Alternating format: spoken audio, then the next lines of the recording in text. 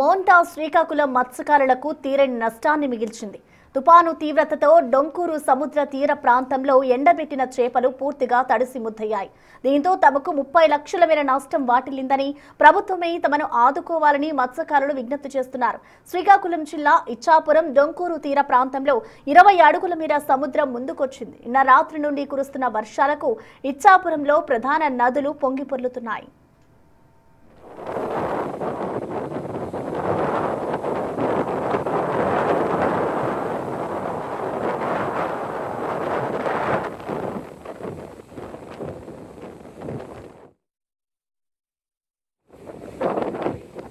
నమ్ముకొని మేము బతుకుతున్నామండి. సముద్రంలో వేటకి వెళ్తే తప్ప మా కడుపులు పూట గడవండి. మేము సముద్రం నుంచి వేట చేసుకొని తెచ్చే సంపదనే మా జీవనోపాధిగా మేము నమ్ముకుంటామండి.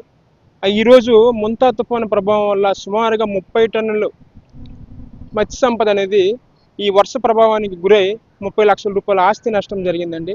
ఆ ఆస్తి నష్టాన్ని ప్రభుత్వం వారు చర్యలు తీసుకొని మాకు ఆదుకోవాల్సిందిగా కోరుచున్నాం. ఎందుకంటే ప్రతి సంవత్సరం ఇలాగే తుఫానుల పేరుతో మా మత్స్య సంపద మొత్తం సముద్రంలో కూలిపోవడం వల్ల, అలాగే ఈ వర్షాల ప్రభావం వల్ల నష్టపోవడం జరుగుతుందండి. దీన్ని ప్రభుత్వం మా మత్స్యకారులపైన ప్రత్యేక శ్రద్ధ చూపించి మాకు ఆదుకోవాల్సిందిగా కోరుచున్నాం. అలాగే ఈరోజు మత్స్యకారు బోట్లు కూడా సుమారుగా 108 బోట్లు ఉన్నాయండి. ఇక్కడ మెకనైజ్డ్ బోట్లు. ఆ మెకనైజ్డ్ బోట్లు నేను తెచ్చుకునే సంపదే మా మత్స్య సంపద అండి. ఆ మత్స్య సంపద కూడా ఈరోజు వర్షాల ప్రభావం వల్ల పూర్తిగా నిర్వీర్యం అయిపోయి నష్టపోవడం వల్ల మత్స్యకారు కుటుంబాలు ప్రత్యేకించి చాలా సందర్భాల్లో రోధిస్తున్న రోజులు కూడా ఉన్నాయండి. ఈ రోధిస్తున్న రోజులకి చెక్ పెట్టాలంటే ప్రభుత్వం దీని మీద చొరవ చూపించి ఆ మత్స్యకారుడికి ఎంతో కొంత ఆర్థిక సహాయాన్ని కూడా అందించవలసిందిగా కోరుచున్నాం.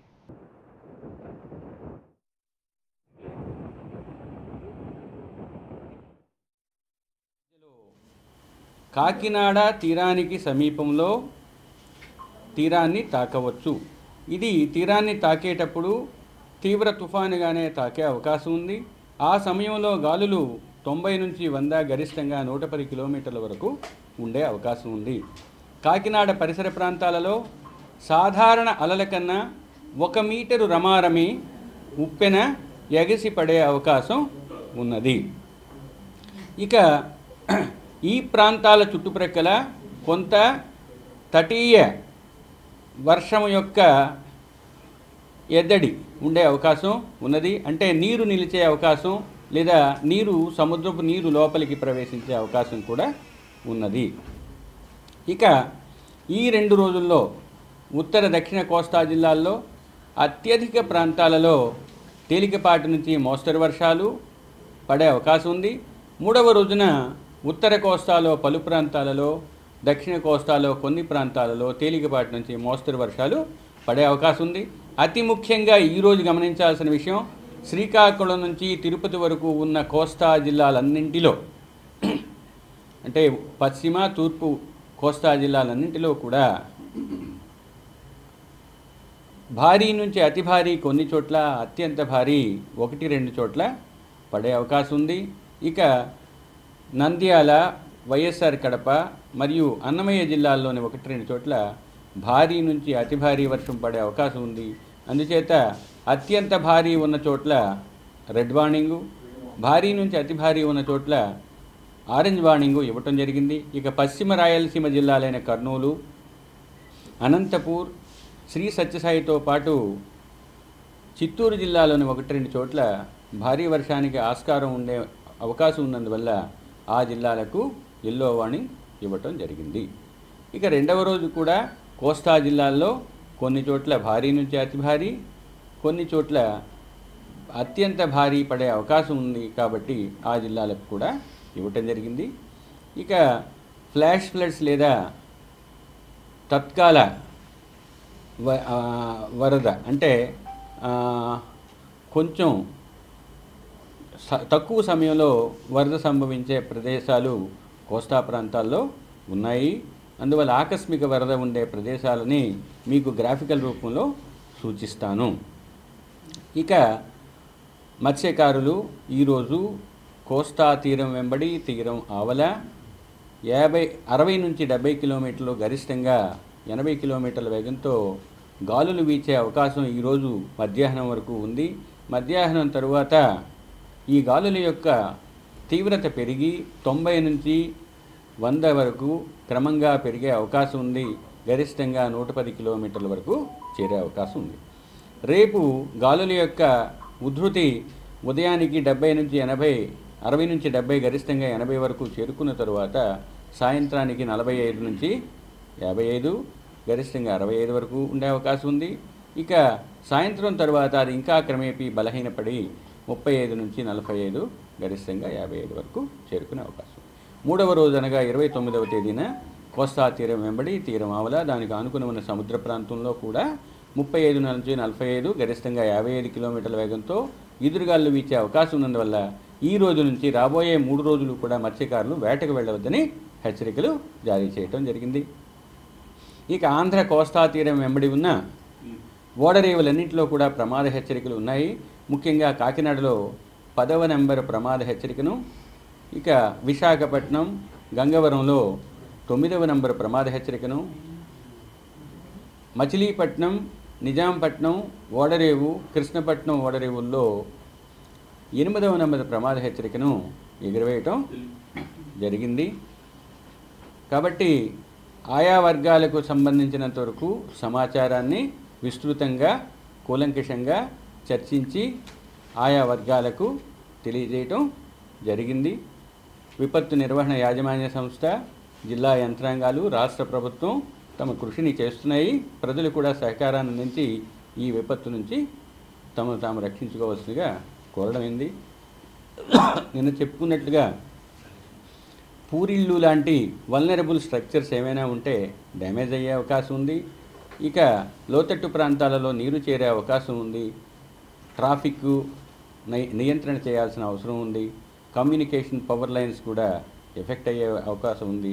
కొండ చర్యలు కొన్ని చోట్ల పడే అవకాశం ఉంది. మడ్ స్లైడ్ అంటే బురద లాంటి మట్టి పెళ్ళలు, చిన్న లూజ్ స్ట్రక్చర్స్ ఏమైనా ఉన్నట్టయితే అవి కూడా భూస్ఖలనం జరిగే అవకాశం కనిపిస్తున్నది. కాబట్టి లూజ్ స్ట్రక్చర్స్ దగ్గర, ఇటువంటి మట్టి పెళ్ళలు పడే చోట్ల ప్రజలు వెళ్లకుండా దూరంగా ఉండాల్సిందిగా కోరుకోవడం జరిగింది. ఇక ఉరుములు మెరుపులు ఉన్న చోట్ల చెట్ల కిందకి కానీ అసురక్షిత భవనాల దగ్గరకు కానీ వెళ్లకుండా సురక్షిత ప్రాంతాలకు వెళ్ళవలసిందిగా చెప్పడం జరిగింది. ఫిషింగ్ ఆపరేషన్స్ అన్నీ కూడా టోటల్గా కొన్ని రోజుల నుంచి సస్పెండ్ చేస్తాం. ఇంకా 3 రోజులు ఆ పరిస్థితి కొనసాగుతుంది. కాబట్టి ఏ వర్గానికి సంబంధించిన వారు సామాన్య ప్రజలు కూడా ఈ విశిష్టమైన హెచ్చరికలని దృష్టిలో ఉంచుకొని తమను తాము రక్షించుకుంటూ ముందుకు సాగాల్సిందిగా కోరటమే.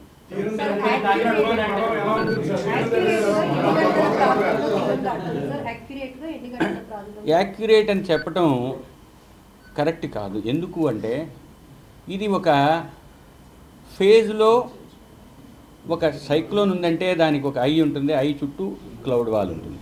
ఈ మొత్తం స్ట్రక్చర్ మూవ్ అవుతుంది. కాబట్టి ఇన్ని గంటల మధ్య అని చెప్తారు ఇప్పుడు కూడా. కానీ ఇప్పుడున్న పరిస్థితుల్లో సాయంత్రం నుంచి రాత్రి లోపల తీరాన్ని తాకే అవకాశం ఉంది. ఇప్పుడు మీకు చెప్పినట్లుగా కాకినాడకి ఇంకా 190 కిలోమీటర్ల దూరం ఉంది.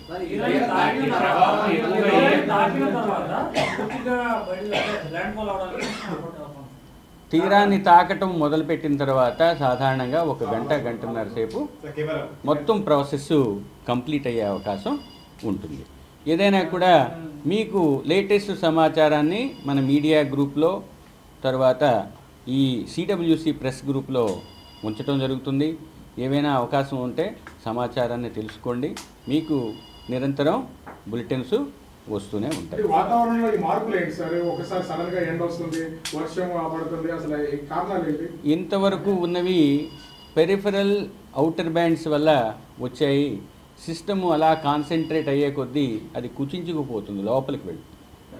నిన్నటి వరకు ఉన్నదంతా కూడా పెరిఫరల్ బ్యాండ్సే. దానివల్ల విశాఖపట్నంలో 21 సెంటీమీటర్ల వర్షపాతం గరిష్టంగా నమోదైంది. అనంతపురం ఏరియాలో మా అబ్జర్వేటరీస్లో 19 సెంటీమీటర్స్ వర్షపాతం నమోదైంది. ఒకటి మీకు ఇందాక చెప్పుకున్నట్టుగా కాకినాడ పరిసర ప్రాంతాల్లో, అంటే కాకినాడకు అటువైపు ఇటువైపు ఉన్న రమారమి 2 జిల్లాల్లో ఎక్కువ అవకాశం ఉంటుంది. మిగతా జిల్లాల్లో కూడా వర్షం ఎక్కువగా ఉంటుంది. విండ్ ఇందాక కూడా మీకు చెప్పినట్టు విండ్ని 3 క్వాడ్రంట్స్ 3 సర్కిల్స్గా విభజించినట్టయితే ఒక ప్రాంతం 90 నుంచి 110 కిలోమీటర్ల వరకు వేగం ఉండే ప్రాంతాన్ని చూపించాం. ఇంకా మిగతా ప్రాంతం 60 నుంచి 90. ఇంకొక సర్కిల్ ఉంది, అదేమో 50 to 60. కాబట్టి ఈ 3 సర్కిల్స్లో ఉన్న ఏరియాని బట్టి వాటి యొక్క డ్యామేజ్ ఉంటుంది. ఇన్నర్ సర్కిల్లో ఎక్కువ విండ్ స్ట్రెంగ్త్ ఉంటుంది కాబట్టి ఆ ఏరియాలో ఎక్కువ డ్యామేజ్ ఉంటుంది. అంటే ఏంటి, కాకినాడ పరిసర ప్రాంతాలలో ఇంచుమించు ఒక 50 నుంచి 100 కిలోమీటర్లు ఆన్ ఐదర్ సైడ్ ఎక్కువ డ్యామేజ్ ఉండే అవకాశం ఉన్నది. ఎక్కువ డ్యామేజ్ ఏంటంటే విండ్ స్ట్రెంగ్త్ ఎక్కువ, రెయిన్ఫాల్ ఎక్కువ ఇంటెన్సిటీతో పడుతుంది, క్లౌడ్ వాల్ ఉన్న రీజియన్లో ఎక్కువ వర్షాలు పడతాయి. అలాగే స్టాప్ ఇందాకే చెప్పాను కానీ మీకు 10వ నెంబర్ ప్రమాద హెచ్చరిక కాకినాడ. ఉప్పెన అన్నది ఒక వాటర్ టవర్ లాంటిది. మామూలుగా సముద్రంలో అలలు కూడా ఉంటాయి. ఆ అలలు కూడా వాటికి వేవ్స్, క్రెస్ట్ ఇవి ఉంటాయి, ట్రఫ్స్ను. అది కాకుండా సముద్రానికి దగ్గరగా వచ్చేటప్పుడు ఒక స్తంభంలాగా నీరు 1 మీటర్ ఎత్తు వరకు ఎక్యుములేట్ అయ్యి అది కోస్తా తీరాన్ని ప్రభావితం చేస్తుంది. ముఖ్యంగా ఆ నీరు లోతట్టు ప్రాంతాల్లో చేరి ఉప్పు నీరు కూడా చేరే అవకాశం ఉంటుంది. దాన్ని కోస్టల్ ఇనండేషన్ అంటారు. చేద్దాం.